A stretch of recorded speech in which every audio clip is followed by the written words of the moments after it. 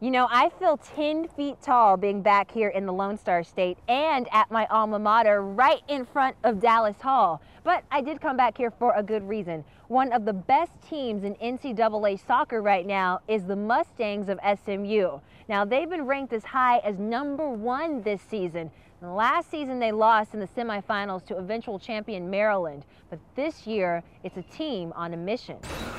Well, you know, the hope for the season is our expectations are excellent. We've got such a great depth of players. I think this is the most talented team that we've had from 1 through 20. And we hope to be back in the College Cup. The SMU soccer teams don't just perform well on the field, they give back to the community. That's a great program for us, the Mi Escalita program. That is a program that was started 10 years ago by one of our Hispanic players, Daniel Hernandez. And what we do with the soccer program is we go out and rent school buses, bring the kids in, and then we give them 3 hours of soccer education. Both the men's and women's soccer team are involved in it, so we educate the kids in soccer. And we also give them a great opportunity to be a part of SMU. So it's a great opportunity for us to give something back to the community. Thanks, Coach. The Men's Division I Soccer Championships are December 1st and 3rd in St. Louis. The Mustangs hope to be there, and all you soccer fans to try to make it there as well. The Division I women will decide their national champion that same weekend in Cary, North Carolina. The Division II men's and women's championships will be contested this week, November 16th and 18th at the Division II Sports Festival in Pensacola, Florida. And the Division III championships will be next Friday and Saturday at Disney's Wide World of Sports in Orlando on November 24th and 25th. Later in the show, we'll fill in more dates on your NCAA championship calendar. But right now, let me introduce you to a defending NCAA champion. She's Hailey Harren of Division III's Gustavus Adolphus College. And boy, can she run. This Beyond the Athlete feature is brought to you by Coca-Cola. Gustavus Adolphus College sits tucked away in the Minnesota River Valley town of St. Peters, 75 miles southwest of Minneapolis.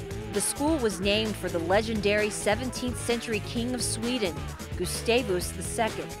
The school has quite a few jewels in its crown. Sculptures by Paul Granlund are everywhere.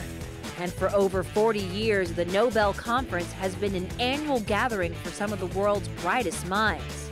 The Gusties can boast of another jewel, senior cross-country runner Hailey Harren, the surprisingly modest defending national champion in Division III cross-country. I had never, ever expected to win nationals. The thought never even crossed my mind. I mean, maybe halfway through the season, my goal was to make it to nationals, and then once I was at nationals, my goal was to get All-American, which was top 35. Not only did Hailey make All-American, she crossed the finish line first, which was not what she'd expected. The race was amazing. It felt great.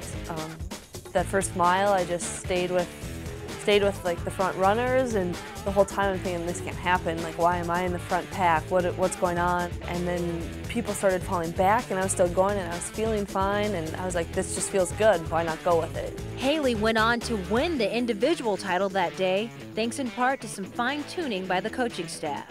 What ended up happening is we changed her training a little bit, just from just constant long, slow distance to more of a faster distance, breaking it up a little bit more. Same amount of volume, but just a little bit more speed.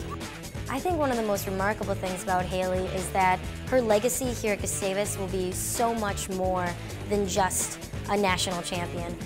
She's a solid student, a really active, contributing member to our campus, and besides that, a friend to just everyone on the team. Hailey's approach to competing in college sports is all about balance.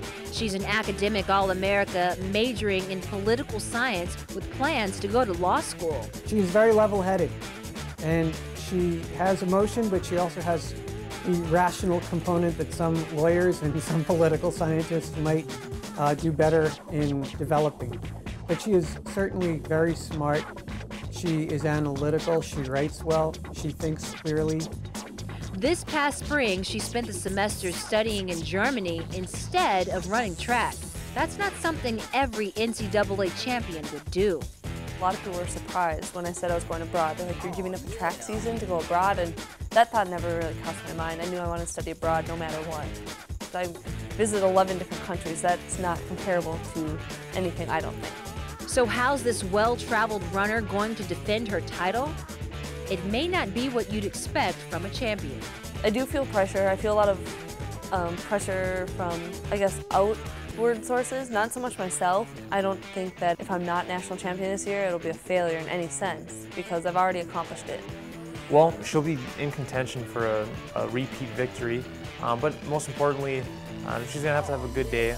On that day, she'll be able to place anywhere in the top 5, and there are going to be some other girls who will challenge for the title, but she's put in all the work that's necessary, and she'll come in with the tools that she needs to repeat as a national champion.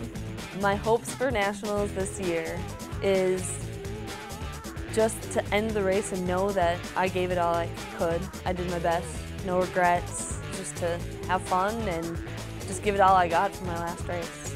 With an attitude like that, she might just bring another trophy home to Gustavus.